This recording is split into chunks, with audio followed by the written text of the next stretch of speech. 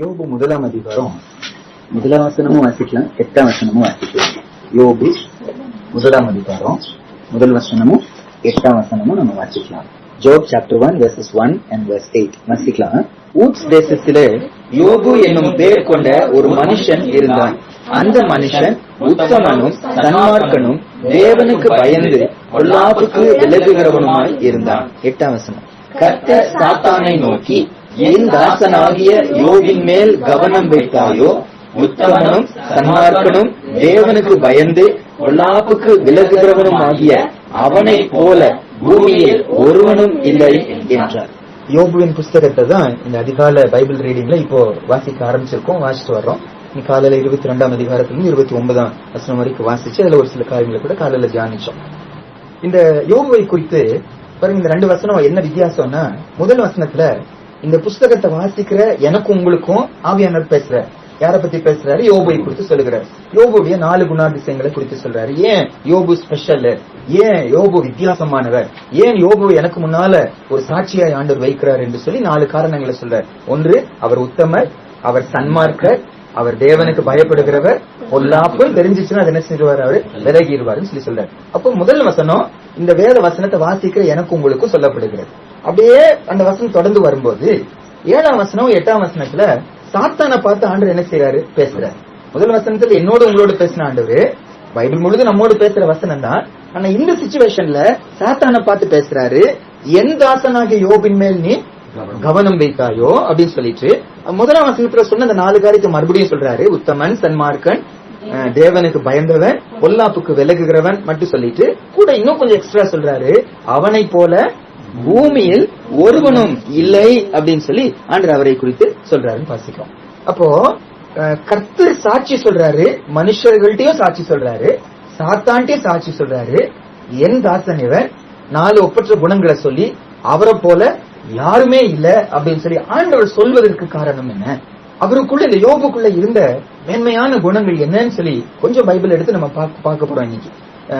ஒரு சில வசனங்கள் நல்ல தெரிஞ்ச வசனங்கள். ஆனா இன்னைக்கு முக்கியமா இன்னைக்குடைய ரீடிங்ல வந்த 23ஆம் அதிகாரம் மட்டும் எடுத்துட்டு அதுல சொல்லப்பட்ட காரியங்களை நம்ம பார்க்க போறோம். அது பாக்குறதுக்கு முன்னால வேற இடங்கள்ல நமக்கு நல்ல பரிச்சயமான ஒரு சில காரியங்களை பார்க்க போறோம். அவர் லைஃப்ல, யோபுடைய லைஃப்ல எல்லாமே இழந்து போறாருங்க. அவருக்கு இருந்த சகல சொத்துக்கள் என்ன ஆயிடுச்சு, இழந்து போயிடுச்சு. அந்த செய்தி யோபின் பக்கமா வந்த போது யோபு அதை எதிர்கொண்ட விதம் என்ன, அதுதான் நமக்கு ரொம்ப முக்கியம். இப்ப நமக்கும் இழப்புகள் வருது, அது நமக்கு கொஞ்சம் தான் இழப்பு வருது. பல நேரம் அதையே நம்மளால என்ன செய்ய முடியல, தாங்க முடிய மாட்டேங்குது. இவருக்கும் அத்தனையும் என்ன ஆயிடுச்சு, சகலமும் இழந்து போயிட்டாரு. சொத்துக்குள்ள இழந்து போயிட்டாரு, பிள்ளைகளையும் இழந்து போயிட்டாரு. அத்தனையும் இழந்த நிலைமையில இந்த செய்தி வந்த போது அவர் என்ன சொல்லி சொல்றாரு பாருங்க.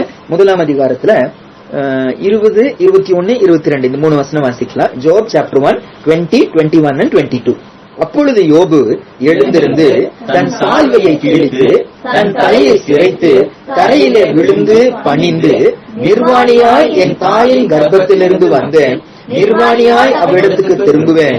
கர்த்தர் கொடுத்தார், கர்த்தர் எடுத்தார், கர்த்தருடைய நாமத்துக்கு ஸ்தோத்திரம் என்றான். இவை எல்லாவற்றிலும் யோபு பாவம் செய்யவும் இல்லை, தேவனை பற்றி குறை சொல்லவும் இல்லை. அன்று இவ்வளவு பெருமையா யோபை குறித்து சொல்றதுக்கு காரணம் என்னன்னா, இத்தனை நடந்தாலும் அவர் கர்த்தரை பணிந்து கொண்டார் அப்படின்னு வாசிக்கிறோம். பணிந்து கொள்ளுதல்ங்கிறது பல இடங்களில் ஆராதனைன்னு சொல்லி மொழிபெயர்க்கப்பட்டிருக்கும், தொழுது கொள்ளுதல் மொழிபெயர்க்கப்பட்டிருக்கும், கர்த்தரை நோக்கி கூப்பிட்டான் என்று சொல்லி மொழிபெயர்க்கப்பட்டிருக்கும். அதே வார்த்தை தான் இந்த இடத்துல பயன்படுத்துகிறாரு. இத்தனை நடந்தும் கீழே வாசிக்கிறோம்ல, தேவனை பற்றி அவர் என்ன செய்யல, குறை சொல்லவில்லை. அதுக்கு பதிலா தேவனை ஆராதிச்சாரு அப்படின்னு சொல்லி சொல்றாரு. அதுக்கான வார்த்தைகளே சொல்றாரு. கர்த்தர் கொடுத்தார், கர்த்தர் எடுத்தார், அந்த கர்த்தருடைய நாமத்துக்கு ஸ்தோத்திரம் உண்டாவதாக என்று சொல்லி கர்த்தரை யோபு என்ன செஞ்சாரு, ஸ்தோத்திரம் பண்ணினாரு அப்படின்னு சொல்லி பைபிள்ல நம்ம வாசிக்கிறோம். ஆண்டவர் ஸ்தோத்திரம் பண்ணினாரு. இப்ப இந்த ஆண்டவர் யோபு இவ்வளவு விசேஷத்தவராய் வைப்பதற்கு முக்கியமான காரணம் என்னன்னா, அத்தனை இழப்புகள் வந்தாலும் அந்த இழப்புகளுக்காக கூட ஏசப்பாக்கு என்ன செஞ்சாரு, ஸ்தோத்திரம் செலுத்தினார். நம்ம பல நேரம் இப்ப சாட்சி நேரமே வைத்துக் கொள்ளுங்க, நல்லது நடந்துச்சுன்னு சொல்லி என்ன செய்வோம், நம்ம ஆண்டருக்கு ஸ்தோத்திரம் பண்ணுவோம். சரியாங்க, திருமணம் நல்லா நடந்துச்சு, எனக்கு பலவீனம் சுகமாச்சு, நன்றி ஆண்டவரே, ஆண்டவருக்கு ஸ்தோத்திரம் சொல்லுவேன். இவருக்கோ அத்தனை சொத்து என்ன ஆயிடுச்சு, ஆயிரம் ஆடுகள், மாடுகள், ஒட்டகங்கள் எல்லாம் இழந்து போயிடுச்சாங்க. 3 பெண் பிள்ளைங்க, 7 பசங்க, 10 பேர் என்ன செஞ்சுட்டாங்க, இறந்து போயிட்டாங்க. கர்த்தரை ஆராதிச்சாரு, கர்த்தர் என்ன செஞ்சாரு, ஸ்தோத்திரம் பண்ணினாரு. கர்த்தர் அவர் என்ன செய்யல, குறை செய்யல, குறை சொல்லவே இல்லை. அந்த வசனம் சொல்லுது, அழகா ஆவியான ஒவ்வொரு வார்த்தையும் அர்த்தம் உள்ளதுங்க. இவை எல்லாவற்றிலும் அப்படின்னா ஒன்னா எடுத்து பார்த்து, கழுத போச்சு, ஆடு போச்சு, மாடு போச்சு, பிள்ளைங்க போனாங்க, ஒட்டகங்கள் போனாங்க, ஒன்னொன்னு வரும்போது கூட ஆண்டவர் மட்டும் அவர் என்ன சொல்லவே இல்லையா, குறை சொல்லவே இல்ல. எதுவுமே என்னது இல்ல, அவர் தான் கொடுத்தாரு, கொடுக்கிற உரிமை அவருக்கு இருக்கு, எடுக்கிற உரிமை இருக்கு.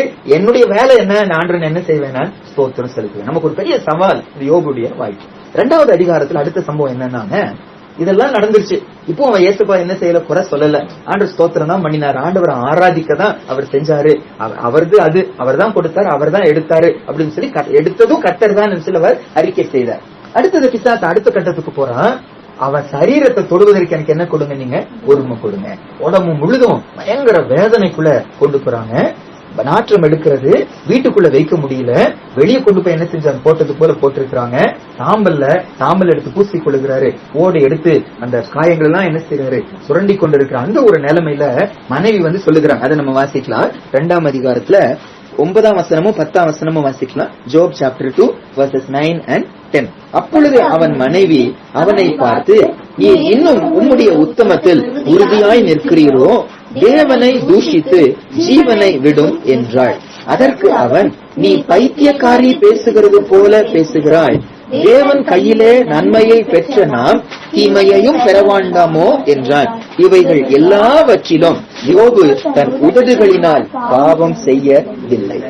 இங்க அடுத்தது இவருடைய சாட்சி என்ன, யோபுங்கிற தேவனுடைய தாசனுடைய சாட்சி என்னன்னா, சரீரமெல்லாம் கெட்டு போயிடுச்சு.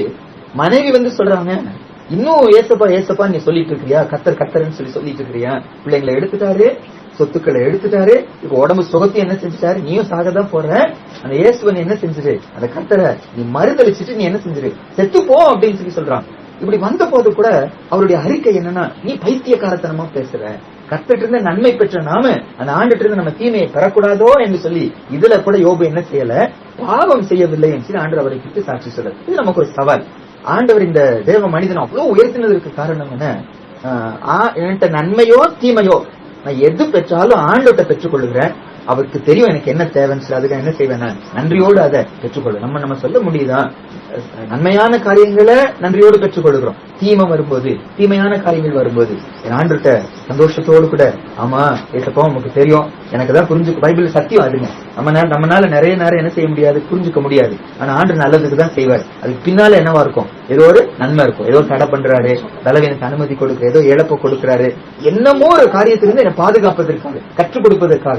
எல்லாமே வசனம் சொல்லு, சகலமும் நன்மைக்கு ஏதுவாக தான் கண்டிப்பா என்ன செய்யும், நடக்கும். யாருக்கு, தேவனிடத்தில் அன்பு கூர்ந்து ஒரு தீர்மானத்தின்படி அழைக்கப்பட்டவனா நான் இருக்கும். ரோமர் 8:28 அதை நம்ம வாசிக்கலாம். ஆண்டு தீமை செய்யவே மாட்டோம். யோபுடைய அடுத்த சாட்சி. இன்னும் ஒரே ஒரு காரியத்தை மட்டும் பார்த்துட்டு யோபு 23ஆம் அதிகாரத்துல போயிருந்தா, யோபு 19ஆம் அதிகாரத்துலங்க, இப்போ அவரோட நண்பர்கள் எல்லாம் அவரை பயங்கரமா குற்றப்படுத்துகிறாங்க, தவறு பாவம் செஞ்சிருக்க அப்படின்னு அவர் சொல்லிட்டு வரும்போதுங்க, இவர் ஒரு வார்த்தையை சொல்றாரு, அதை மட்டும் நம்ம வாசிக்க போறோம். 23ஆம் வசனத்துல இருந்து யோபு 19ஆம் அதிகாரம் 23 இருந்து 27 வரைக்கும் நம்ம வாசிச்சலாம். Job chapter 19 verses from 23 to 27 வாசிக்கலாம்.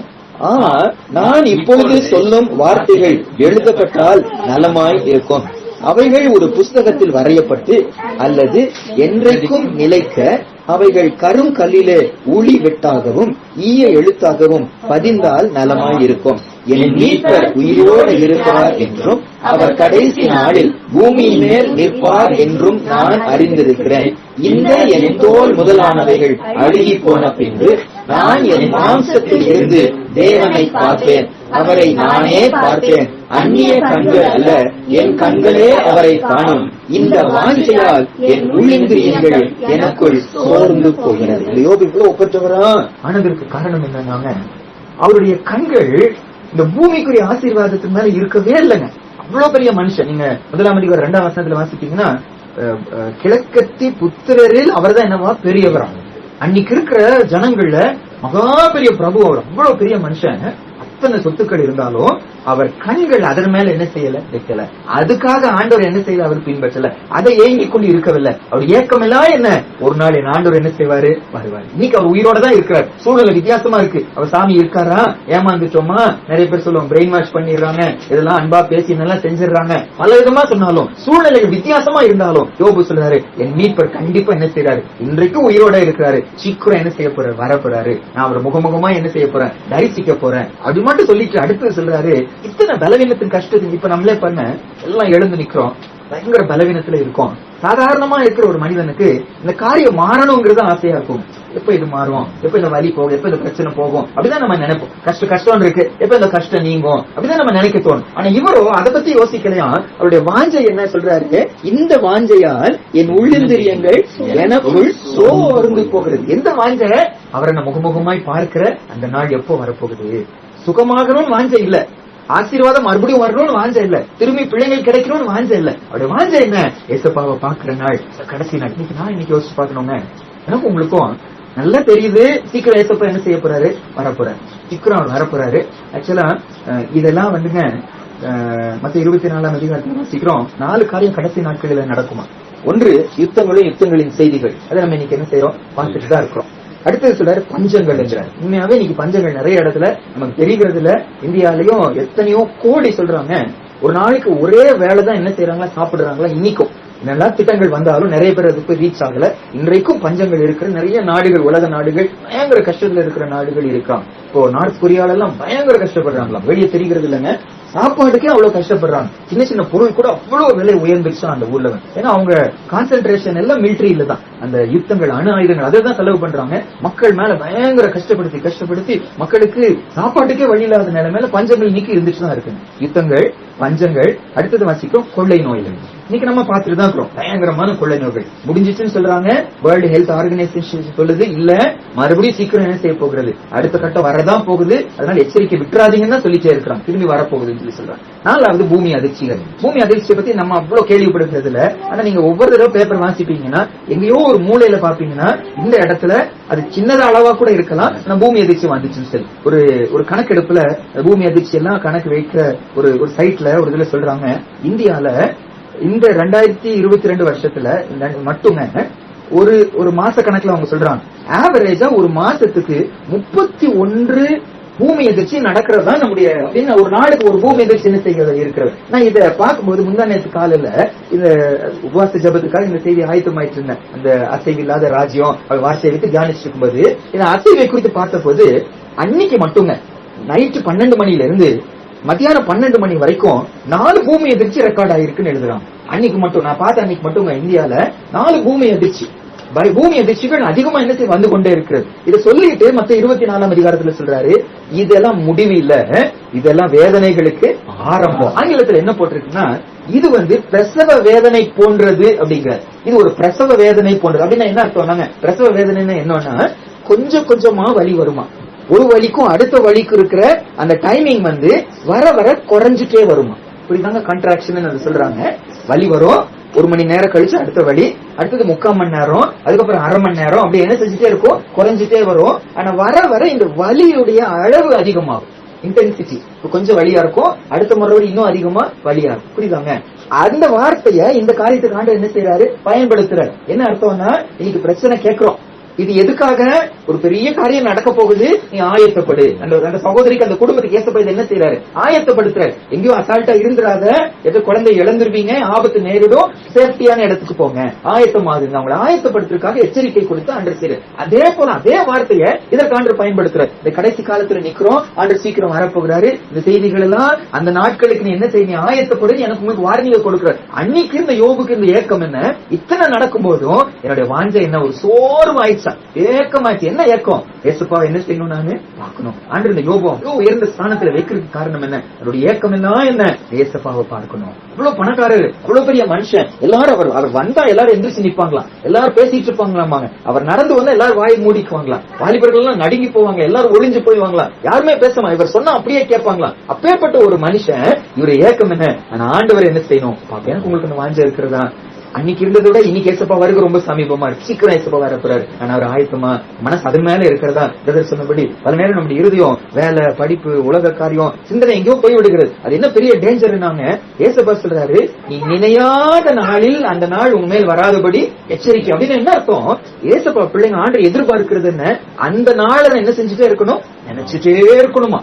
என் நினையாத வேளையில் அந்த நாள் உங்கள் மேல் வராதபடி என்ன செய்யுங்க, நீங்க எச்சரிக்கைன்னு சொல்லி சொல்றாரு. அப்ப என்ன அந்த மறக்கடிக்கிற சம்பவங்கள் பிசாசு உள்ள கொண்டு வந்துட்டே இருப்பான். யோபு அப்படி இருக்கவில்லை. அவருடைய மனசு அதன் மேலதான் என்ன செஞ்சுச்சு. அப்படி சூழ்நிலை கொஞ்சம் யோசிப்பாரு. அத்தனை வலி, வேதனை, இழப்பு, அவமானம், நண்பர்கள் ஏளனப்படுத்துகிறாங்க, நண்பர்கள் இவருக்கு அவ்வளவு மரியாதை கொடுத்தவங்க, நண்பர்கள் இவரை பார்த்து நீ பாவம் செஞ்சிருக்க, நீ மோசம், அது இதுன்னு சொல்லி குற்றப்படுத்தி கொண்டிருக்கிற சூழ்நிலையிலும் என் வாஞ்சர், என் ஆண்டவர் என்ன செய்யணும் பார்க்கணும், அதை எழுதி வைங்க, அது எல்லாரும் இதை கற்றுக்கொள்ளட்டும் சொல்லி யோபு சொல்றாருன்னு சொல்லி பார்க்கணும். நம்ம 23ஆம் அதிகாரத்துக்கு நம்ம போக போறோம். யோபு 23ஆம் அதிகாரத்துலங்க இவரை பத்தி சொல்லப்பட்ட நிறைய காரியங்கள் உண்டு. நம்ம அதுல ஆண்டு சித்தமான ஒரு சில காரியங்களை நம்ம தியானிக்க போறோம். சரியாங்க, நம்ம வாசிக்கலாம் பாருங்க.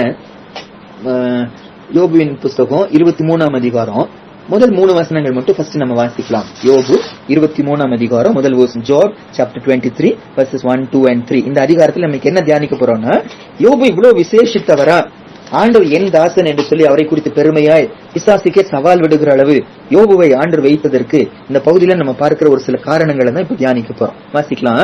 யோபு பிரதியுத்தரமாக, இன்றைய தினமும் என் அங்கலாய்ப்பு முரண்டுத்தனமாக எண்ணப்படுகிறது, என் தவிர்ப்பை பார்க்கிலும் என் வாதை கடினமானது. நான் அவரை எங்கே கண்டு சந்திக்கலாம் என்பதை அறிந்தால் நலமாயிருக்கும். அப்பொழுது நான் அவர் ஆசனத்துக்கு முன்பாக வந்து சேர்ந்து போதும். அடுத்து பார்க்க போறோம். இங்க பாருங்க, இவருக்குள்ள ஒரு ஏக்கம் இருந்துச்சு. என்ன ஏக்கம் இருந்துச்சுன்னா, அவர் என்ன சொல்றாரு, நான் அவரை எங்கே கண்டு சந்திக்கலாம் என்பதை அறிந்தால் நலமாய் இருக்கும். முதல் காரியம், இந்த 23ஆம் அதிகாரத்துல யோபுவை குறித்து நம்ம பாக்குற காரியம் என்னன்னா, யோபுக்கு என்ன வாஞ்சியா இருந்துச்சு இல்லையா? என்ன வாஞ்சியா இருந்துச்சு யோபுக்கு? ஏசப்பாவை எங்கேனா காணலாம். அவருடைய இயக்கம் என்ன, இந்த சூழ்நிலையில கூட இறுதியில அவரை பார்க்கறது மட்டுமல்ல, இப்பவும் ஆண்டவர்கிட்ட என்ன செய்யணும், நானு போனோம், அவர்கிட்ட தேடணும், அவருடைய சமூகத்தை, அவருடைய பிரசன்னத்தை, அவரை வாஞ்சித்ததை பாக்குறோம். இதை வாசிக்கும் போது சங்கீதத்துல ஒரு சில வசனம் நம்ம வாசிக்கலாம். சங்கீதம் 42ஆம் அதிகாரம், சங்கீதம் 42ஆம் அதிகாரம் ஒரு சில வசனம் வாசிக்கலாம். முதல் 2 வசனம் வாசிக்கலாம். நமக்கு தெரிஞ்ச வசனம் தான். தாவீது ராஜாவுக்கு இருந்த அந்த ஏக்கத்தை பாக்குறோம். சங்கீதம் 42 முதல் 2, Psalms 42 verses 1 and 2. மானானது நீரோடைகளை வாஞ்சித்து கதறுவது போல தேவனே என் ஆத்துமா உம்மை வாஞ்சித்து கதறுகிறது. 2ஆம் வசனம், என் ஆத்துமா தேவன் மேல், ஜீவனுள்ள தேவன் மேலேயே தாகமாய் இருக்கிறது. நான் எப்பொழுது தேவனுடைய சந்நிதியில் வந்து நிற்பேன். 63ஆம் அதிகாரம், சங்கீதம் 63ஆம் அதிகாரம் முதல் 2 வசனம் வாசிக்கலாம். சங்கீதம் 63ஆம் அதிகாரம் முதல் 2 வசனங்கள். Psalm 63 verses 1 and 2 வாசிக்கலாமாங்க. தேவனே நீர் என்னுடைய தேவன், அதிகாலமே உம்மை தேடுகிறேன். வறண்டதும் விடாய்த்ததும் தண்ணீரற்றதுமான நிலத்திலே என் ஆத்துமா உம்மே தாகமாய் இருக்கிறது, என் மாம்சமானது உம்மை வாஞ்சிக்கிறது. இது 84ஆம் சங்கீதத்தில் கூட முதல் 2 வசனங்கள் வாசிக்கிறோம். சரி, என்ன சொல்ல வரேன்னாங்க, இந்த பகுதியில இந்த யோபுடைய ஒப்பற்ற குணம் என்னன்னு சொல்லி பாக்குறோம். அவருடைய இயக்கம் என்னவா இருந்துச்சு, நான் ஆண்டவர்கிட்ட போனோம், நான் ஆண்டவரோடு கூட சமூகத்துக்கு போனோம், அவருடைய பிரசன்னத்துக்கு போனோம், அவர் என்ன சொல்றாருன்னு சொல்லி கேட்கணும். அதுதான் அவருக்கு என்னவா இருந்துச்சு, வாஞ்சியா இருந்துச்சு. தன்னுடைய பலவீனம் மாறணும், தன்னுடைய பிரச்சனை மாறணும், தன்னுடைய பிள்ளைங்க கிடைக்கணும், சொத்து மறுபடி கிடைக்கணும், அந்த சிந்தனை எல்லாம் அவருக்கு இருக்கவே இல்லை. அவருடைய சிந்தனை என்ன, எங்க என் ஆண்டவரை நான் காண முடியும், எங்க என் ஆண்டவரை காண முடியும். அப்ப எனக்கு உங்களுக்கும் ஆராய்ந்து பார்க்கணும், அந்த ஏக்கம் இருக்கிறதா? இன்னைக்கு நம்ம ஆண்டவரை எங்க காண முடியும்? எங்க சாந்தி எங்க ஆண்டவர் காண முடியும்? வசனத்துலதான் என்ன செய்ய முடியும், நம்ம காண முடியும். எங்கெங்கெல்லாம் ஒரு பக்தன் பாடுற எல்லா இடத்துலயும் தேடி பார்த்தேன், ஏசப்பாவை என்ன செய்யல, நான் காணவே. மலைகள்ல போன, அருவிகளில போன, நீரூற்றுகள் பக்கமெல்லாம் போன, பயங்கர இயற்கையெல்லாம் போய் தேடி பார்த்தேன், எங்கேயும் ஆண்டவர் காண முடியல. வந்த முழங்கால் படிட்டு வேதத்தை எடுத்தேன், ஏசப்பாவை என்ன செய்தேன், நான் பார்த்தேன். இன்னைக்கு எனக்கு உங்களுக்கு அந்த வாஞ்சி இருக்கிறதா? ஆண்டவர் தேடணும், ஆண்டவர் வாஞ்சிக்கணும். அந்த சூழ்நிலையில, அந்த பலவீனத்துல யோபுக்கு அந்த வாஞ்ச இருக்கும்னா, எனக்கு உங்களுக்கு இவ்வளவு அதிகமா இருக்கணுமே, அந்த எங்களை அப்படி நீங்க மாற்றுங்க ஆண்டவரேன்னு சொல்லி ஆண்டவர்கிட்ட நான் கேட்கணும். அடுத்தது யோபு 23ஆம் அதிகாரத்துல 4ஆம் வசனமும் 5ஆம் வசனமும் நான் வாசிக்கலாம். அவருடைய ஆசனத்துக்கு முன்பாக வந்து சேர்கிறோம். ஜோப் 23, 4 and 5. என் நியாயத்தை அவருக்கு முன்பாக வரிசையாய் வைத்து காரியத்தை ரூபிக்கும் வார்த்தைகளால் என் வாயை நிரப்புவேன். அவருடைய மறுமொழிகளை நான் அறிந்து அவர் எனக்கு சொல்வதை உணர்ந்து கொள்வேன். 2வது 23ஆம் அதிகாரத்துல யோபுடைய அடுத்த குணம் என்னன்னாங்க, இவருக்கு பிரச்சனை வந்திருக்கு, இவருக்கு குறைகள் வந்திருக்கிறது. இதுக்கு வேற யார்ட்டும் போய் ஆலோசனை கேட்க அவருக்கு என்ன இல்ல, விருப்பம் இல்லை. ஏன் நடந்துச்சு, என்ன நடந்துச்சு, இதுக்கு என்ன செய்யலாம், வேற யார்கிட்டயோ சஜஷன் கேட்க அவருக்கு என்ன விருப்பம் இல்ல. யார்கிட்ட போறாரு, அவர் ஏக்கம் என்ன, நான் ஆண்டட்ட போவேன், அவர் எனக்கு உணர்த்துவாரு. நான் உணர்வடைந்து என்ன சொல்றாருன்னா, அவர் மறுமொழிகளை நான் அறிந்து அவர் எனக்கு சொல்வதை உணர்ந்து கொள்வேன். இரண்டாவது நம்ம கற்றுக் கொடுக்கிற பாடம் என்ன? எனக்கு உங்களுக்கும் பிரச்சனை வருது, குறைகள் வருதுன்னா நான் போக வேண்டிய இடம் என்ன? ஆண்டுட்டு தான் என்ன செய்யணும்? நான் போகணும். மற்றவங்களுக்கு எல்லாம் வித்தியாசமா இருக்கலாம். அப்படி செஞ்சுட்டோம், இப்படி செஞ்சுட்டோம், இதை பண்ணிட்டோம், அதை பண்ணிட்டோம், இதை சாப்பிட்டுட்டீங்க, அல்லது இந்த மாதிரி தைச்சிட்டீங்க, இந்த மாதிரி நம்பிட்டீங்க, என்னெல்லாம் உலகம் சொல்லலாம். ஆனா எனக்கு உங்களுக்கும் வேதம் தான் நமக்கு என்ன கொடுக்கணும்? அதுக்கு ஆலோசனை கொடுக்கும். ஏசப்பா சொல்ல என்கிட்ட கேளுங்க, வருங்காரியங்களை குறித்து என்னிட்ட கேளுங்க. ஏசப்பா சொல்லி சொல்ற இந்த எரேமியா 33:3 வந்து phone number, Bible phone number சொல்லி சொல்லுவாங்க. அந்த சிலர் என்னிடத்தை கேளுங்க. சார் வாசிச்சலாம். எரேமியா 33:3, எரேமியா 33:3 வாசிக்கலாமாங்க? எரேமியா 33:3 வசனம். என்னை நோக்கி கூப்பிடு, அப்பொழுது நான் உனக்கு உத்தரவு கொடுத்து நீ அறியாததும் உனக்கு எட்டாததுமான பெரிய காரியங்களை உனக்கு அறிவிப்பேன். ஆண்டவரை எதிர்பார்க்க நம்ம அவர்கிட்ட கேட்கணும். மனுஷன்கிட்ட போய் கேட்கறாங்களே, கட்டையிட்ட போய் விவசாயம் வேதனையோட கூட சொல்லுவார், எங்கிட்ட தானே நீ வரணும். நீ ஒண்ணுமறியாத ஒரு கட்டையிட்ட போய் நீ கேட்க போறிய, ஜீவனுள்ள என்கிட்ட வராம நீ அங்க போய் கேட்கிறிய. சொல்றாரு தானியேலுக்கு ஒரு பிரச்சனை வந்துச்சுங்க. அப்போ வசனம் சொல்லுது, தானியேலும் அவனுடைய சகோதரர்களும் சேர்ந்து ஆண்டுகிட்ட போய் என்ன செய்தாங்களா? கேட்டாங்களா? காரியம் வெளிப்படுத்தப்பட்டது. பெரிய அழிவிலிருந்து அவங்க என்ன செய்தாங்க? காப்பாற்றப்பட்டாங்க. ஆண்டவர் அவர்கிட்ட கேட்கும் போது அவர் சொல்றாரு, நீ உனக்கு எட்டாததும். அப்பனா எனக்கு அது புரிஞ்சுக்க முடியல, எனக்கு எட்டாத உயரமா இருக்கிறது, நீ அறியாததுமான பெரிய காரியங்களை உனக்கு செய்வேன்னு சொல்லல, உனக்கு நான் என்ன செய்வேன்? நான் அறிவிப்பேன் அப்படின்னு சொல்லி சொல்றாரு. அவர் ஆலோசனை கொடுக்கும். அதான் அந்த இடத்துல யோபு சொல்றாரு, நான் அவருக்கு முன்னால வைப்பேன், அவர் என் சொல்லுகிற ஆலோசனைகளை கேட்பேன், நான் உணர்வடைவேன். அப்படின்னு என்ன அர்த்தம்? உணர்வடைந்து அந்த வார்த்தைக்கு என்ன செய்வேன்? நான் கீழ்ப்படிவேன். யோபுடைய முதல் குணம் ஆண்டவர் பக்கம் போகணுங்கிறது அவருடைய ஆசையா இருந்துச்சு. ஆண்டவரை தேடணும். இந்த பூமியிலயும் சரி, அவர் நம்ம அதுக்கு முன்னால 19 பார்த்தது இறுதி நாளை குறித்து சொல்ற. இங்கேயோ அனுதினமும் அவருடைய ஏக்கம் என்ன? ஆண்டவர் விட்டு நான் தூரம் போயிடக்கூடாது, அவர் பக்கமா போகணும், அவர்கிட்ட போகணும், அதான் அவருடைய ஏக்கமா இருந்துச்சு. ரெண்டாவது, பிரச்சனைகளுக்கு தீர்வு ஏசப்பாட்ட தான் இருக்கு, வார்த்தையில தான் இருக்கு. அவர் என்னோடு பேசுவாரு, எனக்கு பிரச்சனையை அவர்கிட்ட சொல்வேன், அவர் எனக்கு வார்த்தையில பதில் கொடுப்பாரு, நான் உணர்வடைவேன், நான் மாறுவேன். நம்ம யோசிச்சு பார்க்கணும்.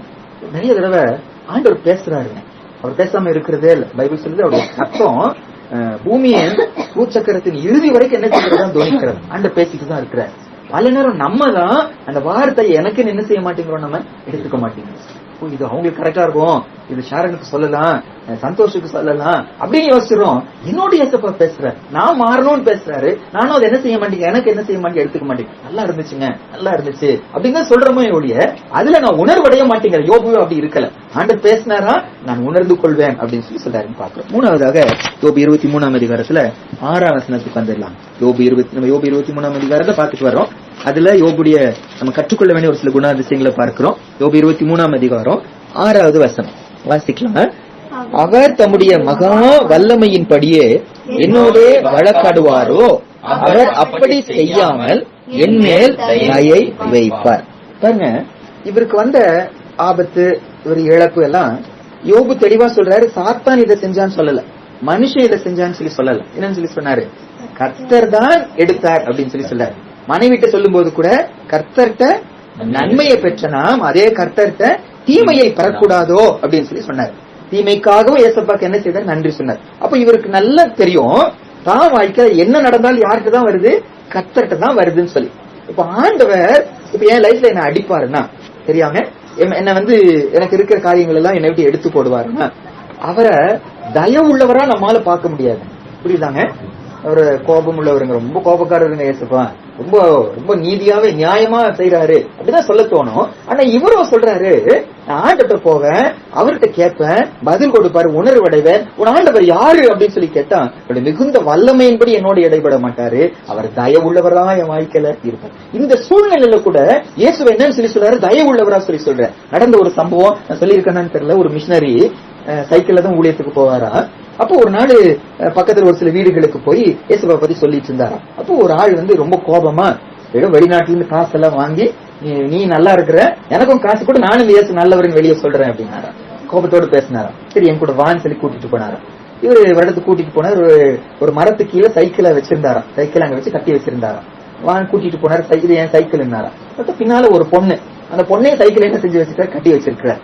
அந்த பொண்ணுக்கு சுய நினைவு சரியா இல்ல, சரியா நடக்க முடியாது, பேச முடியாது. அதனால இந்த பிரதர் என்ன செஞ்சிருக்காருன்னா, குழந்தைய தன்னோடு கூட்டிட்டு வந்து போற இடத்துல எல்லாம் கூட்டிட்டு போக முடியாதுல்ல, சைக்கிளை வச்சு சைக்கிளை கட்டி வச்சுட்டு மரத்து கீழே வச்சு வந்து யாருக்குன்னு கேட்டா என் பொண்ணு அப்படின்னாரு. அதோட நீ திரும்பி வாங்கன்னு சொல்லி சொன்னாங்களா. வீட்டுக்கு கூட்டிட்டு போனாராம். அந்த வீடு வந்து ஒரு குடிசை வீடு போல இருந்துச்சான். பத்திரமா வாங்க, குமிஞ்சிட்டு வாங்க அப்படின்னு சொல்லி சொன்னாங்களா. குமிஞ்சு உள்ள போறாங்க. உள்ள இருட்டு, கொஞ்ச நேரம் இருட்டு கண்ணு பழகினதுக்கு அப்புறம் அந்த ஓரமா பாருங்க யாருன்னு பற்றி ஒரு பொண்ணு ஒரு அம்மா அப்படியே சுருட்டி படுத்துட்டு இருக்கிறாங்களா. இது யாருன்னு கேட்ட என் மனைவின்னாங்களா. என்ன அவங்களுக்கு பலவீனம், அவங்களுக்கு கஷ்டமா இருக்கிறாங்கன்னாங்களா. இந்த பிரதர் வந்தவர் சொன்னாரா, வீட்டுல மனைவி பலவீனமா என்ன செய்யறாங்க, படுத்திருக்காங்க. இருக்கிற ஒரே ஒரு பொண்ணு மனநிலை சரியில்லாம சைக்கிளை கட்டி வச்சுட்டு ஒரு நிலைமை.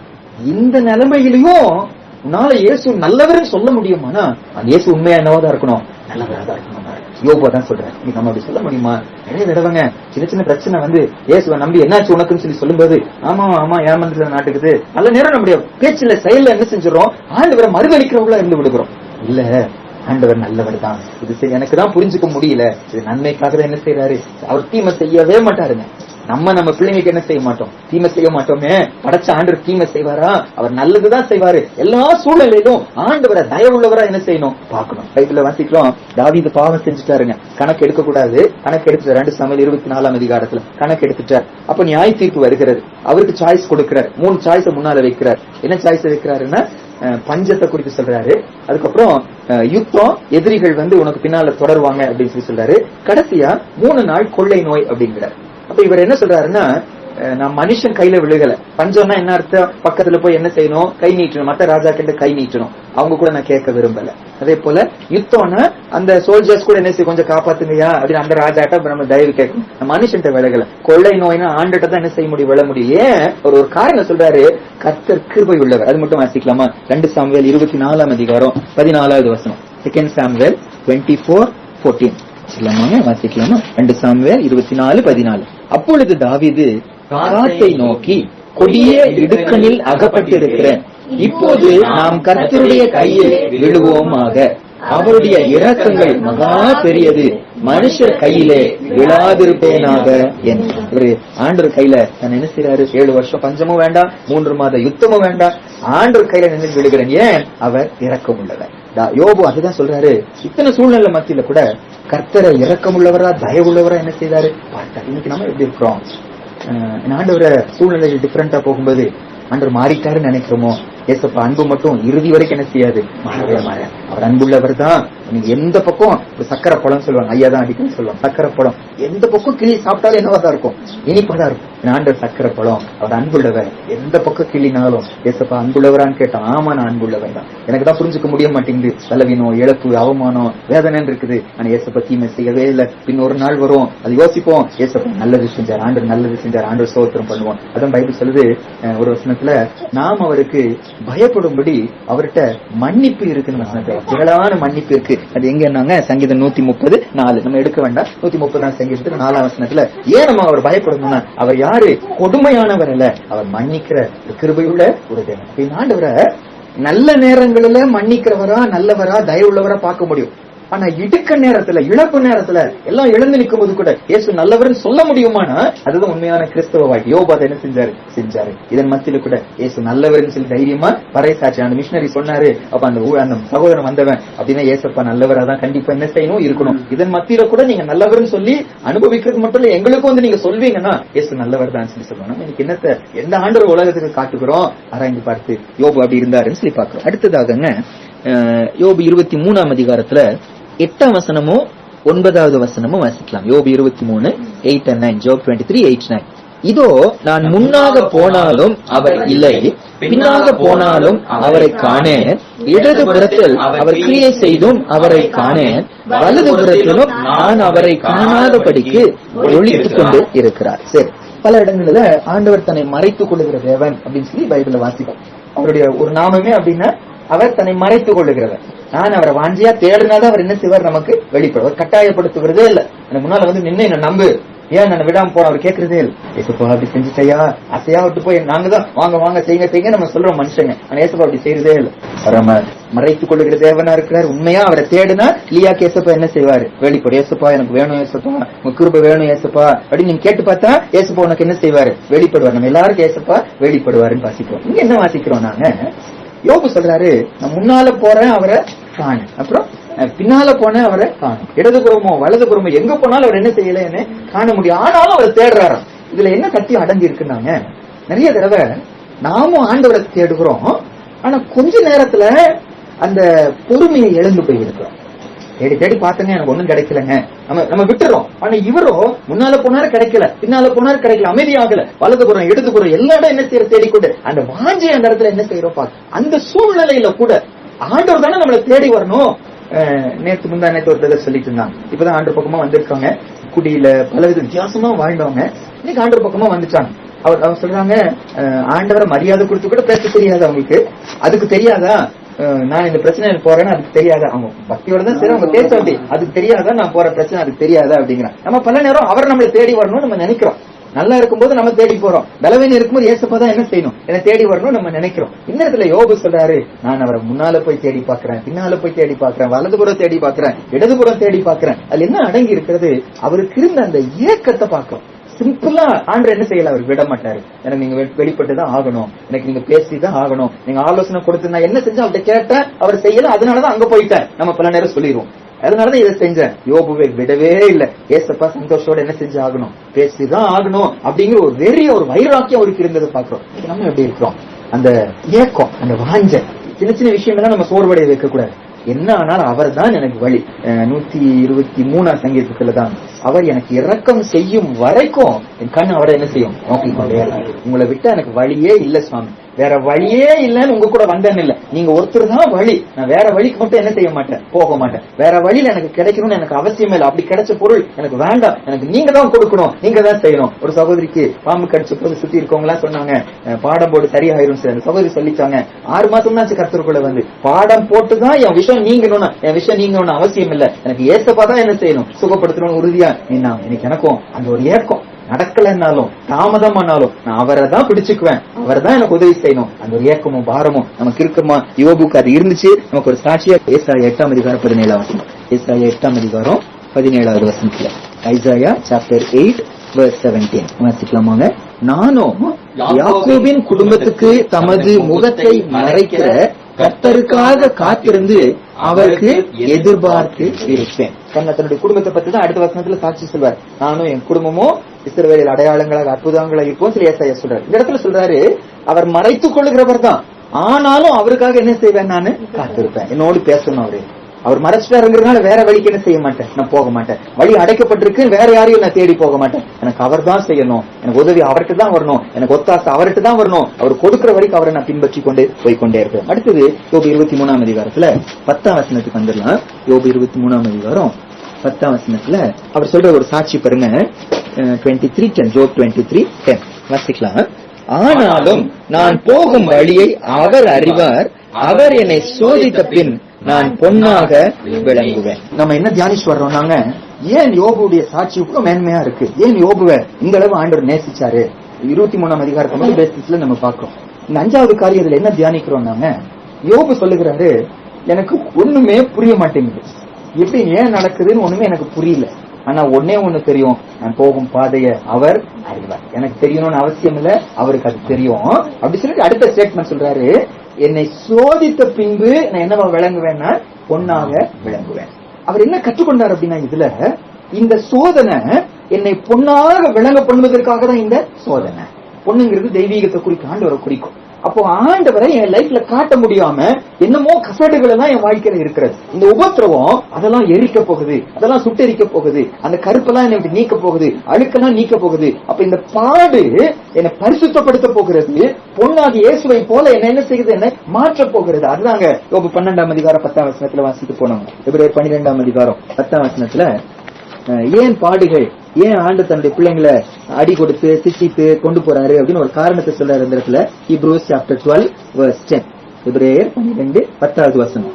அவர்கள் தங்களுக்கு நலம் என்று தோன்றினபடி கொஞ்ச காலம் சிச்சித்தார்கள், இவரோ நம்முடைய பரிசுத்தத்துக்கு நாம் பங்குள்ளவர்கள் ஆகும் பொருட்டு நம்முடைய பிரயோஜனத்துக்காகவே நம்மை சிச்சிக்கிறார். பிரயோஜனத்துக்காக அப்படின்னு சொல்லாம பிரயோஜனத்துக்காகவே நம்மை சிச்சிக்கிறார். எதுக்காக? அவருடைய பரிசுத்தத்துக்கு நான் என்னவா மாறணும், பங்குள்ளவங்க. நான் அவருடைய பிள்ளைன்னு சொல்றேன், நம்ம தேவனுடைய ஆலயம் சொல்றேன். என் ஆண்டவருடைய சிரேஷித்த குணம் என்ன, சந்தோஷம், அவரு பரிசுத்தம் உள்ளவர், அவருக்கு ஒரு குறைவும் இல்லை. சின்ன அளவு கூட அவருடைய அந்தகாரம் இல்ல. அவருடைய பிள்ளைன்னு சொல்லக்கூடியனா, அவருடைய மனவாட்டின்னு சொல்லக்கூடியனா, அவர் எனக்குள்ள தங்கி இருக்கிறான்னு சொல்லக்கூடியனா, என்னுடைய குணமும் என்னவாதான் இருக்கணும், பரிசுத்தமா தான் இருக்கணும். அப்ப இந்த பரிசுத்தம் என்கிட்ட இல்ல, அழுக்கு இருக்கு. இந்த அழுக்க நீக்குகிறது தான் இந்த பாடுகள். அவர் பாடுகளை பார்த்து குறை சொல்லல. அதான் ஆரம்பத்துல பார்த்தோம், தன் உதிரைகளினால கூட அவர் என்ன செய்யல, பாவம் செய்யல. தேவனை அவர் குறை கூறவும் இல்லை. இவை எல்லாவற்றிலும் அவர் பாவம் செய்யவே இல்லைன்னு வசிக்கிறோம். அப்படி இந்த பார்வை வித்தியாசமா இருந்துச்சு. எங்களுக்கு அந்த பார்வை தாங்கப்பா, உபத்திரவத்தையும் இழப்புகளையும் பாடுகளையும் இதனை பரிசுத்தப்படுத்துவது. இது கர்த்தர் அறிவார். எனக்கு தெரியல, ஆனா கர்த்தர் இதை அறிவாரு.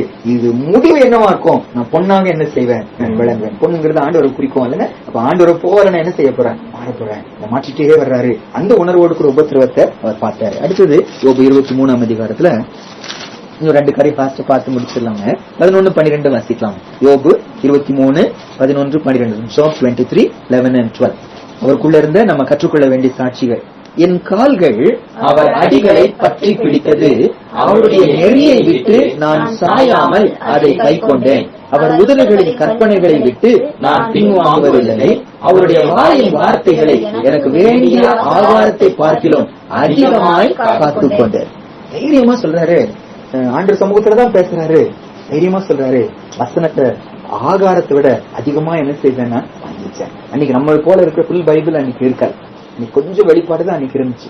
ஆனா அந்த கொஞ்சம் வெளிப்பாட கூட வேண்டிய ஆகாரம், ஸ்பெஷல் ஃபுட் இல்ல, இதை சாப்பிட்டாதான் அந்த உயிர் பிழைக்குங்கிறது வேண்டிய ஆகாரம். அத போல எதை பார்த்தாரு, ஆண்டுடைய வசனத்தை பார்த்தாரு. அந்த வசனத்தை நான் கை கொண்டேன். அந்த வசனத்தை விட நான் என்ன செய்யல, அடி விலகல. ஏன்னா உங்களுக்கும் அறியாத சத்தியங்கள் நிறைய இருக்கு. ஆனா ஆண்டவர் நம்மோட ஒரு சில காரியத்தை என்ன செய்யறாரு, டீச் பண்றாரு, கற்றுக் கொடுக்கிறார். ஒரு சில காரியங்கள் நம்மோட ஆண்டவர் பேசுறாரு. அறிஞ்ச சத்தியத்துல நம்ம நிலைச்சு நிக்கிறோமா? இன்னொன்னு ஒரே ஒரு வசனம் வாசிங்க. 1 Corinthians 4ஆம் அதிகாரம் 4ஆம் வசனத்துல பவுல் ஒரு வார்த்தையை சொல்றாரு பாருங்க. 1 Corinthians 4ஆம் அதிகாரம் 4வது வசனம். 1 Corinthians chapter 4 verse 4. 1 Corinthians 4ஆம் அதிகாரம் 4ஆம் வசனம். என்னிடத்தில் நான் யாதொரு குற்றத்தையும் அறியேன், ஆகிலும் அதனாலே நான் நீதிமான் ஆகிறதில்லை. என்னை நியாயம் விசாரிக்கிறவர் கர்த்தரே. நம்முடைய ஜெபம் கேட்கப்படுவதற்கு 1 யோவான் 3ஆம் அதிகாரத்துல 21-22 நம்ம ஜெபம் கேட்கப்படணும்னா நாம் உள்ளும் நம்மள குற்றவாளியா என்ன செய்யக்கூடாது, தீர்க்க கூடாது. அப்படின்னு என்ன அர்த்தம்னாங்க, ஒரு தப்ப தெரிஞ்சு என் லைஃப்ல அதை என்ன செய்யக்கூடாது, இருக்கக்கூடாது. யோபு தன்னுடைய சாட்சியை சொல்றாரு, எனக்கு தெரிஞ்சு வசனத்துக்கு விரோதமான என்ன செய்யல, நான் நடக்கல, அந்த வழியை நான் பின்பற்றி வந்தேன். இன்னொரு வசனம் கூட யோபுல என்ன, ஒரே ஒரு வசனம் வாசிக்கலாம். 27:6 பாருங்க. யோபு 27:6, Job 27:6. என் நீதியை கெட்டியாய் பிடித்திருக்கிறேன், அதை நான் விட்டுவிடேன். நான் உயிரோடு இருக்கும் அளவும் என் இருதயம் என்னை நிந்திக்காது. அவருடைய இருதயம் சிந்திக்கிறது என்ன அர்த்தம், நீ தப்பு செய்யற, இப்படி சிந்திக்கிறது தப்பு, இப்படி செய்யறது தப்புன்னு சொல்லி இருதயம் நம்மளை பார்த்து என்ன செய்து திட்டுது. இவர் சொல்றாரு, என் இருதயம் உயிரோடு இருக்க மட்டும் என்ன செய்யறது, என்ன அந்த அளவு உத்தமமா என்ன செஞ்சிருக்காரு, வாழ்ந்திருக்காரு. நமக்கு ஒரு பெரிய சாட்சி. அன்றைக்கு இந்த மாதிரி சபை கூடுதல் இல்ல, இயேசுவின் ரத்தம் சிந்தப்படலைங்க, அந்த நம்பிக்கையெல்லாம் அன்னைக்கு இல்ல. அந்த சூழ்நிலையிலும் இப்படி வாழ முடியும்னா நீங்க எவ்வளவு கிருபை கர்த்தர் கொடுத்துருக்க, எவ்வளவு பரிசுத்தமா நம்மால என்ன செய்ய முடியும், வாழ முடியுமே. அல்ல தப்பு செய்யும்போது ஆண்டவர் மோடு கூட பேசுறாரு, வசனத்துக்கு கொண்டு இடைபடுகிறாரு. அன்னைக்கெல்லாம் அப்படி இல்லை. நிறைய தடவை நம்ம வாழ்க்கையில பாருங்க, ஆண்டு சமூகத்துல வந்து உட்காரும் போதுங்க ஏதோ ஒரு குறை நமக்குள்ள இருக்கும், அதை உணர்த்துவதற்காக நம்மோட ஆண்டு என்ன செய்வாரு, பேசுவார். அவர் சும்மா பேசவே மாட்டாருங்க, சும்மா டைம் போறதுக்காக ஆண்டவர் பேசுறவர் அல்ல. கண்டிப்பா அன்னைக்கு பேசுற காரியம் என்கிட்ட ஏதோ ஒண்ணு இருக்கும், அதை சரிப்படுத்துறதுக்காக ஏசப்பா பேசுவார். அன்னைக்கு அந்த மாதிரி சூழ்நிலை இல்ல. அப்ப சொல்றாரு, என் இறுதி என்ன செய்யறதுன்னு நீதிக்கார், வசனத்தோடு விலகல. நமக்கு ஒன்னும் ஒரு பெரிய சாட்சி. நானும் என் ஆண்டவரால் என் தாசன் என்று சொல்லி மனுஷர்களுக்கு பிசாசு இருந்தோ அறிக்கை செய்யப்படணும்னா இறுதியும் என்ன குற்றவாளியா இருக்கக்கூடாது. தப்புன்னு அறிஞ்சு அந்த காரியத்தை நம்ம என்ன செய்யக்கூடாது, நம்ம நீடிக்க கூடாது. கடைசியா யோபு 23ஆம் அதிகாரத்துல 13ஆம் வசனம் 14ஆம் வசனம். Job 23:13 and 14. இந்த 23ஆம் அதிகாரத்துல யோபை குறித்து நம்ம கற்றுக்கொள்ளுகிற நன்மையான காரியங்கள் கடைசி காரியமா பார்த்து முடிக்கலாம். அவரோ என்றால் ஒரே மனமாய் இருக்கிறார், அவரை திருப்பத்தக்கவர் யார், அவருடைய சித்தத்தின்படி எல்லாம் செய்வார், எனக்கு குறித்திருக்கிறதை அவர் நிறைவேற்றுவார், இப்படிப்பட்டவைகள் இன்னும் அநேகம் அவரிடத்தில் உண்டு. கடைசியா என் வாழ்க்கையில நடக்கிற காரியம்லாம் அவர் எனக்காக குறிச்சது, இது அவருடைய சித்தம். நம்ம கடைசியில மட்டும் பார்த்து முடிச்சிடலாம். யோபுடைய ஒப்பற்ற குணம் என்னன்னா, என் வாழ்க்கையில நடந்த காரியம் எல்லாம் அவங்கனால நடந்துச்சு, சாத்தானால நடந்துச்சு, இவங்கனால நடந்துச்சுன்னு சொல்லி சொல்லல. இது கர்த்தர் எனக்காக குறிச்சது. அவர்கிட்ட நன்மை பெற்றான இந்த தீமை அவர்கிட்ட என்ன செய்கிறேன், நான் பெற்றுக்கொள்கிறேன். இது அவருடைய சித்தம். அந்த உணர்வு நமக்கு இருக்கும். கர்த்தர் அனுமதி, ஒரு அவமானம் வருது, நிந்த வருது, இழப்பு வருது, எதுவா இருந்தாலும் ஏசப்பாட்டு இருந்தா நமக்கு என்ன செய்கிறது வருகிறது. அவர் குறிச்சது இது நன்மைக்கு எதுவாக தான் இருக்கும். நான் இதுக்கு எதிர்த்து என்ன செய்ய மாட்டேன், போக மாட்டேன். அது மட்டும் சொல்லலைங்க. அவர் என்ன சொல்றாரு, ஏதோ ஒரு நாள் இப்படி எல்லாம் நடக்குங்க அப்படின்னு சொல்லாம இந்த மாதிரி நிறைய அவர்கிட்ட இருக்குங்கிறார். இந்த ஒரு சின்ன இழப்பு மட்டுமல்ல, அப்படிதான் நம்ம வாசிக்கிறோம். என்ன வாசிக்கிறோங்க, இப்படிப்பட்டவைகள் இன்னும் அநேகம் அவரிடத்துல நிறைய காரியம். அப்போ அந்த அளவு இருதயம் பக்குவப்பட்டுச்சு. இந்த ஒரு இழப்பு மட்டுமல்ல, இந்த மாதிரி நிறைய தடவை அவர்கிட்ட இருக்கு. அதுக்கு கூட அவருடைய சித்தமான சந்தோஷமா என்ன செய்யறேன்னா இதை விட்டு கொடுக்குறேன். வேறு வசனம் வாசிச்சு முடிச்சிடலாம். 1 பேதுரு 2ஆம் அதிகாரம் 23வது வசனத்துல நம்ம தெரிஞ்ச வசனம், ஏசாமுடைய சாட்சியை பார்க்கிறோம். 1 Peter chapter 2 verse 23. 1 பேதுரு 2ஆம் அதிகாரம் 23வது வசனம் வாசிக்கலாம். அவர் வையப்படும் போது பதில் வையாமலும், பாடுபடும் போது பயமுறுத்தாமலும், நியாயமாய் தீர்ப்பு செய்கிறவருக்கு தம்மை ஒப்பு கொடுத்தார். நமக்கு தெரிஞ்ச வசனம், நிறைய ஒருவேளை பார்த்திருப்போம். ஏசப்பாவை வைதார்கள், வைருதுன்னா திட்டுறதுல அவரை கேவலமா பேசுறது. அடுத்து சொல்றாங்க பாடுபடுத்தினாங்களா, அடிச்சு நொறுக்கி எல்லாம் செஞ்சாங்களா. வையப்படும் போது இவர் திரும்பி என்ன செய்யல, பதில் வையல. பாடுபடுத்தும் போது அவர் என்ன செய்யல, நான் ஆண்டவர் என்ன செய்ய போறான்னு சொல்லி அவர் என்ன செய்யல, அவரை பயமுறுத்தல. நியாயமாய் தீர்ப்பு செய்கிறவர்களுக்கு, வைகிறவர்களையும் பாடுபடுத்துறவர்களையும் ஒப்பு கொடுத்தாருன்னு சொல்லி சொல்லாம, நியாயமாய் தீர்ப்பு செய்கிறவருக்கு தன்னை என்ன செய்தாரு, ஒப்பு கொடுத்தார். அப்படின்னு என்ன அர்த்தம், இந்த வையப்படுதல், இந்த பயமுறுத்தப்படுதல், இந்த பாடுபடுத்தப்படுகிறது ஆண்டவருடைய பார்வையில என் வாழ்க்கைக்கு நியாயமான தீர்ப்பு. இது நியாயமா செய்யுது, அநியாயமா நம்ம பார்க்கிறோம், அநியாயமா அப்படி நடந்துச்சுங்க. அவர் ஏசப்பா என்ன சொல்றாரு, இது நியாயமான ஒரு யோபு அதுதான் சொல்றாரு, இது அவர் எனக்காக குறிச்சது, இது அவருடைய சிற்பம், இந்த மாதிரி நிறைய செய்ய போறாரு, அதுக்கு நான் என்ன செய்யறேன், நான் என்ன விட்டு கொடு. நம்மளால அப்படி பார்க்க முடிகிறதா? நல்லது நடக்கும்போது இது ஏசப்பா தீர்ப்புங்க, ஏசப்பா நியாயம் செய்வாரு நம்ம சொல்லுவோம். எப்ப சொல்லுவோம்னா நல்லது நடக்கிறதுக்காக தான் சொல்லுவோம். யாரும் நம்மளை ஏமாத்திச்சாங்க, ஏசப்பா நியாயம் செய்வார். இவரோ அடிக்கப்படுதெல்லாம் நியாயமான செய்கையா பார்த்தார், நியாயமான தீர்ப்பா பார்த்தார். இது கர்த்தருடைய சித்தம் என்று சொல்லி பார்த்தார். எங்களுக்கும் அப்படி பார்க்கக்கூடிய கண்களை எங்களுக்கு நீங்க தாங்க. 7 காரியங்களை பார்த்தோம். இந்த 23ஆம் அதிகாரத்துல முதல் காரியத்துல ஆண்டவரை தேடணும் அப்படிங்கிற ஒரு ஏக்கம் இருந்துச்சு.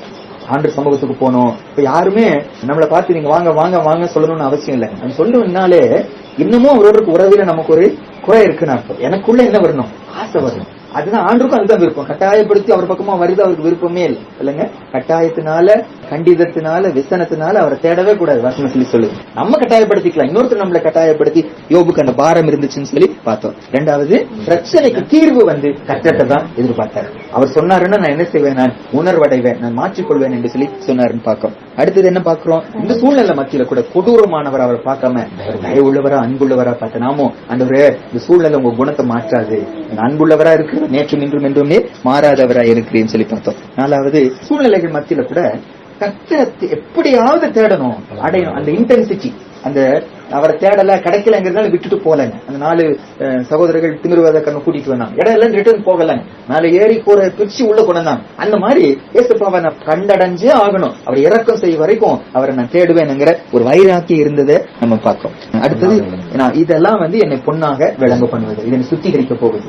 இந்த பாடுகளை என்னை சுத்திகரிக்கிற காரியமா நான் பாக்குறேன், இதை முடிவை நான் பொன்னாக விளங்க பண்ணுவேன்.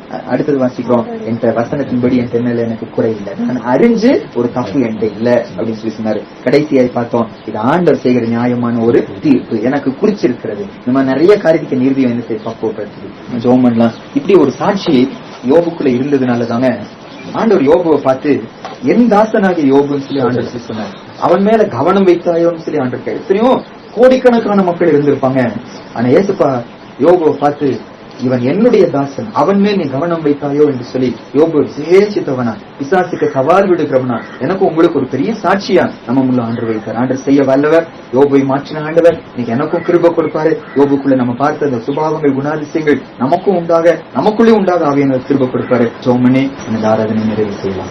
மகா பரிசுத்தம் நிறைந்த எங்க நல்ல தகப்பனே, அப்பா நீங்க நல்லவர் ஆண்டவரே. அப்பா உம்முடைய நாளிலே உம்முடைய வார்த்தைகளை எங்க பக்கமாய் நீங்க கொண்டு வந்த பாக்கியத்துக்காக நாங்க நன்றி செலுத்துகிறோம். உங்களுடைய கிருபை எம்மட்டும் எங்க வாழ்க்கையில தொடர்ந்து வருவதற்காக நன்றி சுவாமி. அப்பா உங்க தாசனாகிய அந்த யோபுவை குறித்து நாங்க பார்க்கிறோம் சுவாமி. உத்தமன், சன்மார்க்கன், அப்பா தேவனுக்கு பயந்தவர், பொல்லாப்புக்கு விலகிறவர். அப்பா அவரை சாட்சியாய் வச்சு அவருடைய குணாதிசயங்களை எங்க பக்கமாய் நீங்க கொண்டு வந்ததற்காக நன்றி சுவாமி. அன்னைக்கு அந்த சாத்தானை பார்த்து நீங்க சொன்னீங்க, என் தாசனாகிய யோபின் மேல் கவனம் வைத்தாயோ அப்படின்னு சொல்லி. இன்னைக்கும் ஆண்டவரே எங்களை பார்த்து இந்த வார்த்தைகளை சொல்வதற்காக நன்றி. அந்த யோபுவின் வாழ்க்கையை எங்களை நீங்க சாட்சியாய் வைத்திருப்பதற்காக நன்றி. எந்த இழப்பிலும் எந்த காரியத்திலும் உங்களை பத்தி எந்த குறையும் சொல்லாம, உங்களை ஒரு மைனஸா பார்க்காம, உங்களை எப்பவுமே தன்னுடைய பலனாய் அரணாய் அடைக்கலமாய் எல்லாவற்றையும் செய்கிறவர் அப்படிங்கிற அந்த நிச்சயத்தோடு கூட உண்மை பார்த்து அந்த தயவுக்காக நன்றி சொல்கிறோம் சுவாமி. அப்பா, இவை எல்லாவற்றிலும் யோபு பாவம் செய்யவும் இல்லை, தேவனை பற்றி குறை சொல்லவும் இல்லைன்னு சொல்லி பார்க்கிறோம். ஒரு பக்கம் மனைவி யோபுவை அப்பா எத்தனையோ ஏளனமா பேசினாலும் நன்மையை பெற்றுக்கொண்ட நாம் தீமையை பெறாமல் இருக்கலாமோன்னு சொல்லி மனைவிக்கே விசுவாசத்தை கற்றுக் கொடுத்த அந்த குணாதிசயங்களை பார்க்கிறோம். நாங்க நன்றி சொல்கிறேன் அப்பா. அந்த யோபுவினுடைய காரியங்களை பார்க்கணும். 19ஆம் அதிகாரத்துல கூட இந்த மாம்சத்திலிருந்து நான் என் தேவனை பார்ப்பேன்னு சொல்லி வேதத்துல வாசிக்கிறோம் அப்பா. என் தோல் முதலானவை அழுகி போன பின்பும் இந்த மாம்சத்தில் நான் அவரை பார்ப்பேன், அந்நிய கண்கள் அல்ல என் கண்களே அவரை காணும்னு சொல்லி அந்த இடத்திலும் என் மீட்பர் உயிரோடு இருக்கிறார், பூமியின் கடைசி நாட்களிலே நான் அவரை பார்ப்பேனுங்கிற அந்த நம்பிக்கையை கொடுத்தீங்கப்பா. தன் தோலை பார்க்கல, தன் பிரச்சனையை பார்க்கல, அப்ப அதனுடைய வியாதியை பார்க்கல, என் மீட்பர் இன்னும் என்னோடு கூட உயிரோடு இருக்கிறாருங்கிற அந்த நம்பிக்கையை கொடுத்தீங்க. நடிச்சிருக்கிறோம் 23ஆம் அதிகாரத்துல அப்பா யோபனுடைய ஒவ்வொரு காரியத்தை நாங்க பார்க்கிறோம். இந்த வியாதியில கூட ஏசப்பா நாங்க தாவீத போல மானானது நீரோடைய வாஞ்சித்து கதறுவது போல என் ஆத்மா உண்மை ஜீவனுள்ள தேவன் மேலேயே தாகமா இருக்கிறதுன்னு சொன்னது போல அந்த யோபு கூட அப்பா உண்மை வாஞ்சித்து கதறுகிறத பார்த்தோம், உண்மை ஆராதிக்கிறதுக்கு வாஞ்சித்ததை பார்த்தோம், உண்மை நினைப்பதற்கு உண்மை துதிப்பதற்கு உண்மை பாடுவதற்கு யோபு தயாரா இருந்தான்னு சொல்லி பார்த்தோம் சுவாமி. அப்பா தன் பிரச்சனை மத்தியில கூட கர்த்தரை தேடணும் அப்படிங்கிற எண்ணத்தை நீங்க கொடுத்தீங்களே அப்ப. அந்த எரேமியா 33ஆம் அதிகார வசனத்தின்படி அப்பா எப்பொழுதும் உண்மை நோக்கி கூப்பிடுகிற பாக்கியத்தை யோபுக்கு நீங்க கொடுத்தீங்க. அந்த குணாதிசயம் அவருக்குள்ள இருந்துச்சு. நாங்க நன்றி சொல்லிக்கிறோம் சுவாமி. தன் பிரச்சனைக்கு காரணம் அவர் கொடூரமானவர், அவர் வல்லமை தேவன்னு பார்க்காம அவர் தயை உள்ளவர், என்னை மன்னிக்கிறவர், ஏதோ எனக்குள்ள செய்கிறார், ஏதோ என்னை நடத்தி கொண்டு போகிறார் அப்படிங்கிற அந்த குணாதிசய அவர் இருதயத்தை அவருக்குள்ள வச்சீங்க. நாங்க நன்றி சொல்லிக்கிறோம் ஏசப்பா. என்னுடைய வார்த்தையை கூட அப்பா உம்முடைய வார்த்தையாய் அந்த வார்த்தையை உணவை போல உட்கொள்கிற பாக்கியத்தை நீங்க கொடுத்தீங்க. நாங்க நன்றி சொல்லிக்கிறோம் சுவாமி. எந்த நேரத்திலும் கர்த்தரோடு கூட உறவாடுவதற்கு என்னை ஆயத்தப்படுத்தி கொண்டிருந்தாரு. நாங்க நன்றி சொல்லிக்கிறோம் ஏசப்பா. தன்னுடைய இருதயத்துக்கு முன்னால அது நிந்திக்காம உணர்வுள்ள மனுஷனாய் தன் இருதயத்தை எப்பொழுதும் உமக்கு முன்னால சாட்சியாய் மனசாட்சியிலே ஒரு உண்மையுள்ள மனுஷனாய் இருந்தான்னு சொல்லி பார்க்கிறோம் ஆண்டவரே. அப்படிப்பட்ட இருதயத்தை எங்க வாழ்க்கையில நீங்க தரும்படியாக சொல்லிக்கிறோம். அவருக்கு குறித்ததை நிச்சயமா நீங்க நிறைவேற்றி முடிப்பீங்க. அது தடைபடாது. இன்னும் அநேகம் தீமைகள், சோதனைகள், வேதனைகள், பலவீனங்கள், வியாதிகள் என் பக்கம் வந்தாலும் அதை நான் தயாரா இருக்கிறேன்னு சொல்லி தன் இருதயத்தை ஆயத்தப்படுத்தினாரு. நாங்க நன்றி செலுத்துகிறேன் ஏசப்பா. இன்னும் அநேக சோதனைகளுக்கு தன்னை தயார்படுத்தி வைத்துக் கொண்டிருந்தாரு. நாங்க நன்றி செலுத்துகிறோம் சுவாமி. அந்த யோபுவை போல நாங்களும் எங்க வாழ்க்கையில அப்பா கர்த்தர் கொடுக்கறதுக்கு மட்டுமல்லப்பா நீங்க எடுக்கிறதுக்கு நாங்க நன்றி சொல்லணும் சுவாமி. யோபுவை பத்தி 23ஆம் அதிகாரத்துல இந்த 7 காரியங்கள் பெருமையாய் சொல்லப்படும் அப்படின்னா எங்க வாழ்க்கையில இருக்கிற ஒவ்வொரு அசைவுகளும், ஒவ்வொரு சிந்தனைகளும், ஒவ்வொரு யோசனைகளும், விசுவாசத்தின் படிகளும் அது பெருமையா எழுதப்படணும். அப்படிப்பட்ட சாட்சியை நீங்க வாழ்க்கையில வைங்கப்பா. எங்களுக்குரிய அநீதியான காரியங்களை மற்றவங்களை பார்க்க கூடாது. அப்ப நீதியான காரியங்களை மட்டுமே பார்க்கிறோம். அந்த கிருபையை கொடுங்க. அநீதியான எண்ணங்களை எடுத்து போடுங்க. கர்த்தரை பற்றி குறை சொல்கிற எண்ணங்களை எடுத்து போடுங்க. யாராவது எங்களை ஆராதனை கட்டாயப்படுத்தி அழைக்கிற எண்ணங்களை எடுத்து போடுங்க. வாஞ்சியாய் வரணும், வாஞ்சியாய் தேடணும். அப்பா பிள்ளைகள் எல்லாவற்றும் பக்கமா திருப்பணும். எங்களை நீங்க அப்படிப்பட்ட விசுவாசத்தோடு நடத்தும்படியாக சொல்லுகிறோம் அப்பா. எங்களை அர்ப்பணிக்கிறோம் சுவாமி. ஏதோ கேட்ட வார்த்தைகள் அது விழுந்து போகாம எங்க வாழ்க்கையில இந்த வாரம் முழுவதும் இந்த நாட்கள் முழுவதும் எங்க விசுவாசத்தின் பாதையிலே இது பெரிய ஒரு ஆறுதலாய் ஊன்றுகோலாயும் எங்களுக்கு ஒரு விசுவாசத்தின் படியிலே ஒரு ஆண்டவரே ஒரு படி மேலேயும் இருக்கும்படியாக சொல்லிக்கிறோம் அப்பா. இந்த வசனங்களை எங்களுக்குள்ள அசைப்பட திருப்ப கொடுங்க. வசனங்களை ஞாபகப்படுத்துங்க. வசனங்களை இன்னும் அதிகமாக ஆழத்துக்களை போக எங்களை நீங்க தைரியப்படுத்துங்க, கிருபை கொடுங்கன்னு சொல்லி அர்ப்பணிக்கிறோம். எங்களை ஒப்புக் கொடுக்கிறோம். இயேசுவின் நாமத்தினாலே வேண்டிக் கொள்கிறோம் நல்ல பிதாவே. ஆமென்.